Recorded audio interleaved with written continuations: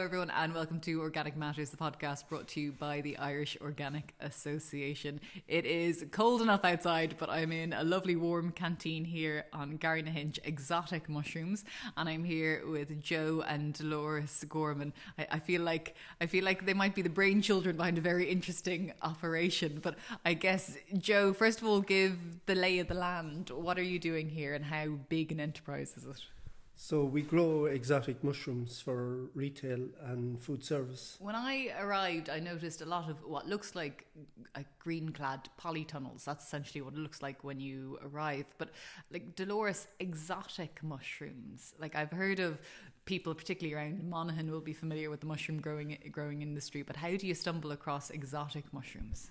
Well, I suppose we were growing the white mushrooms for 29 years here, and when Brexit came, our business just kind of hit a wall because of prices, and we were exporting all our product. So I suppose Joe went off and had a look at the exotic mushrooms in Holland, and there was farmers over there, sort of couples running their own business, and it just looked pleasant and pleasurable for us to become involved in it. And the market was growing in Europe in terms of exotic mushrooms. So that's why we decided to start into the exotic, because there was a place for us here, you know, in Ireland to do that, and they hadn't been grown organically here, and we saw an opening, and that's what we decided to do. And was it a matter for you guys of diversifying or stopping as well what you were doing? Well, we stopped for 2 years. And I suppose we had a look, and it's a completely different growing system. So we had to change some things on the farm in terms of the growing. It's completely, they have a completely different. Joe is more well versed on the growing now than I am, but it's a completely different growing system for exotics than it was for the white mushrooms. Well, I'm curious to see some of the mushrooms. Can we go out and have a look? Absolutely, yeah. We're on the way out to I guess the polytunnel, the mushroom polytunnel, but we've stopped at the van because Joe, you just want to show me something here. What's this? I do, Hannah. This is the mix pack that goes into food service. Yeah. So what you have here now is shiitake, some chestnuts. That's a portobello, and like the flavour of the portobellos and the other mushrooms when they open, the same with the shiitake, you would never pick up shiitake till it's open. Yeah. That you can see the spores. I have to say, I never thought I'd say this, but they are so different to touch compared to the normal white button mushrooms, that there's something really rich feeling about the texture of, say, that portobello, just the skin on the top of it. It feels lovely. It's like velvet. Yeah.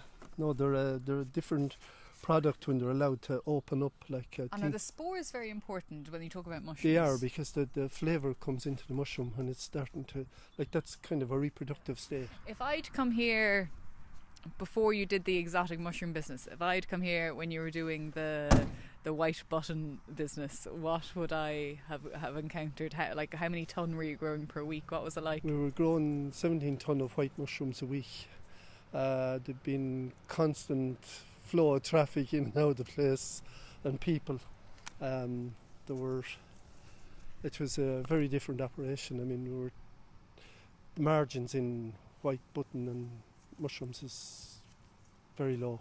Did you feel like that, Dolores? Was it more of a price taker than a price maker or a price setter? Absolutely. And that's very hard for any business or any farmer. And the fact that we were exporting then, we were always caught up with sterling, and if sterling went against you, you could, your margin would be sliced straight away. And that was what happened with Brexit, that the morning after Brexit, sterling went down to 95. We were tied up in contracts at 82 pence sterling. So we were losing our shirt the next day. Must have been really scary, so was it? It took us 2 months to wind down the place. We had to go, there was no choice. You had to go? Yeah, we were losing about $1,000 a week on what we were producing, and we were 30 people employed, and we were chasing our tails. There was no future. I couldn't see any future in it, so we were fortunate enough, we were in a decent enough position to walk out. And how long did you stop for then? 2 years we were closed up for. 2 years? Yeah. Because of Brexit? Yes. Yeah. Well, that and the fact that our heads were spinning for 6 months after where that. we were going to go or what we were going to do, so trying to figure out and wind up the operation we already had been running. So I suppose it was into the second year that we started to look around at something to replace it. It's we just looked in at the farm here passing by, and yet You know, it would scald you to think you were after investing so much money and it was sitting there useless. Yeah. The exotic mushroom saved you. Exactly, yeah. Great. We'll go have a look. Organic exotic. Yeah.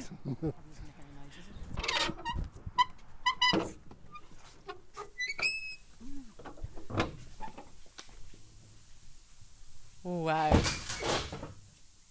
This feels like stepping into something from another world, doesn't it? You two are probably well used to this. This is it.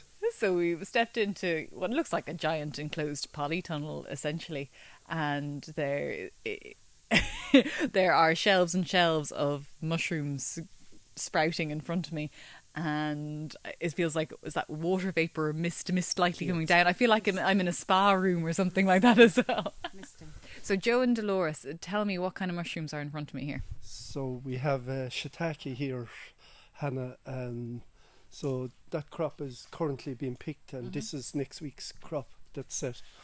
Shiitake would probably be one of our bigger sellers. And we've heard of shiitake as well. Yeah. Exactly. Yeah. That would be kind of people would have heard of that exotic that's right, mushroom. Yeah. But tell me what other kind of exotic mushrooms you have here that people might not have heard of. White beech or shiminji.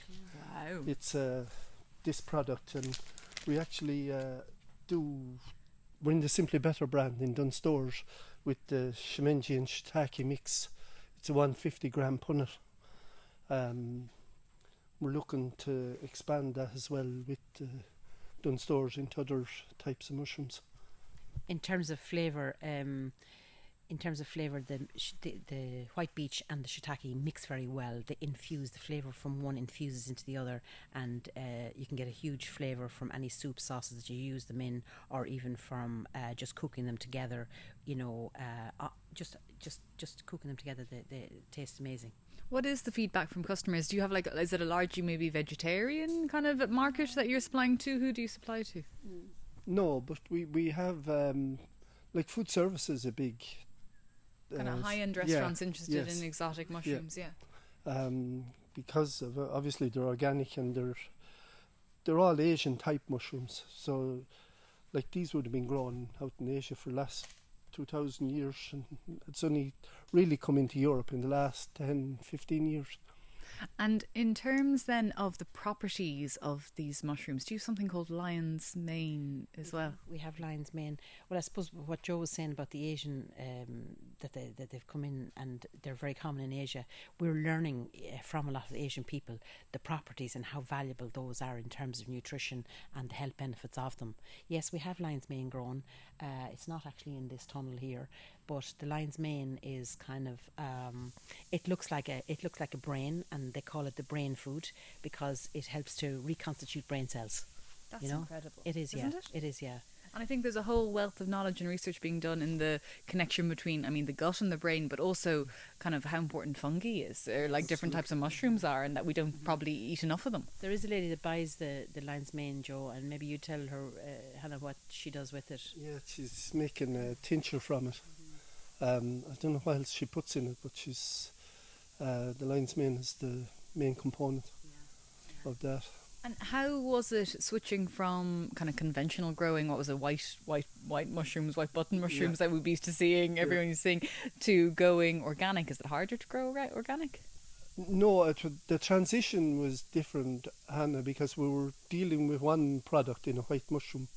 Now we have 7 different varieties that like different conditions and different temperatures, and some of them won't grow in the same room together. So you have to isolate them to a room on their own. And of course, learning there's no water involved in the growing of these. They grow on beech sawdust with the spawn that you put in is the crop you get. So like we had to, there's Teagasc, nobody in Ireland had any knowledge of growing exotics.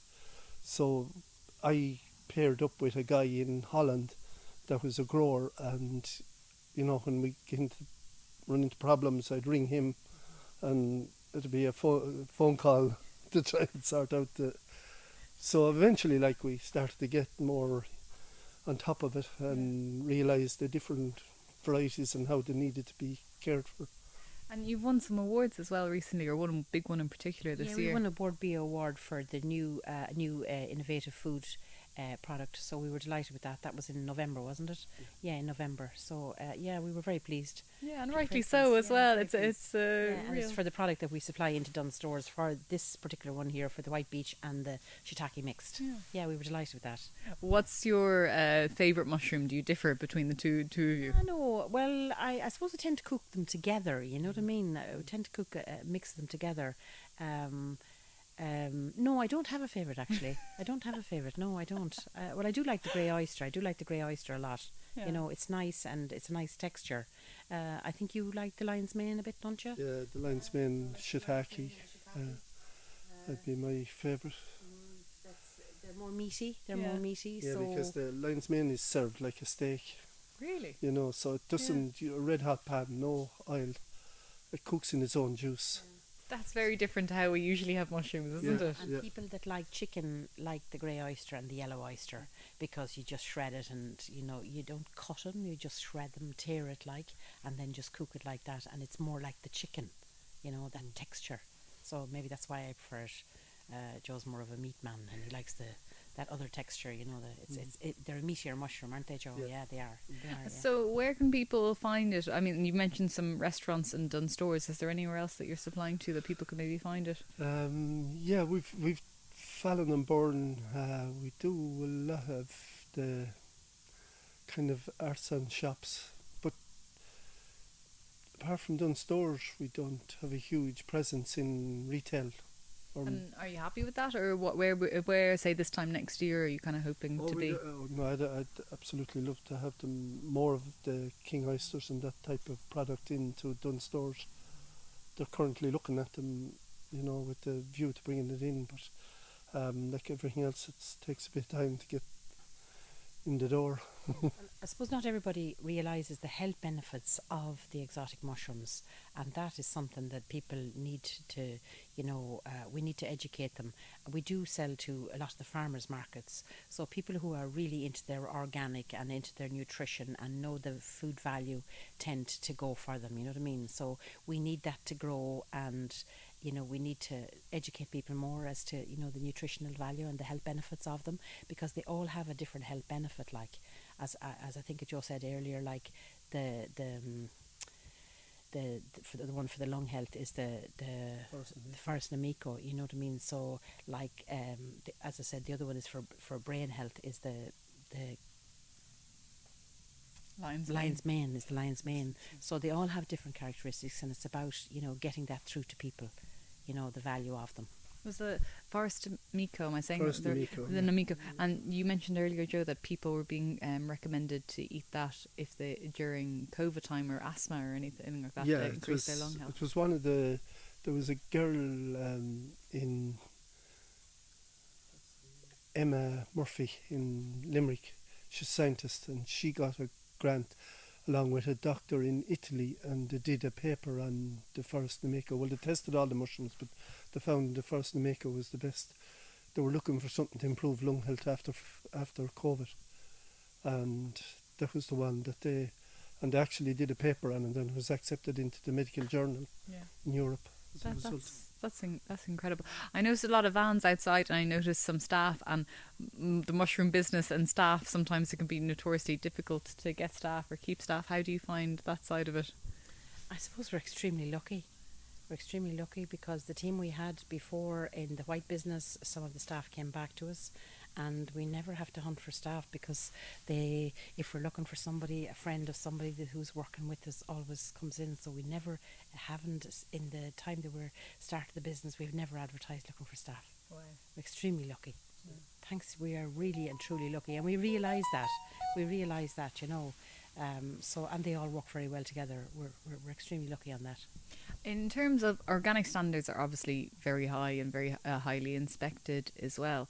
Are you concerned then, because you mentioned before you're the only indigenous kind of Irish organic mushroom business here, are you concerned about kind of imports undercutting what you're doing, or future business?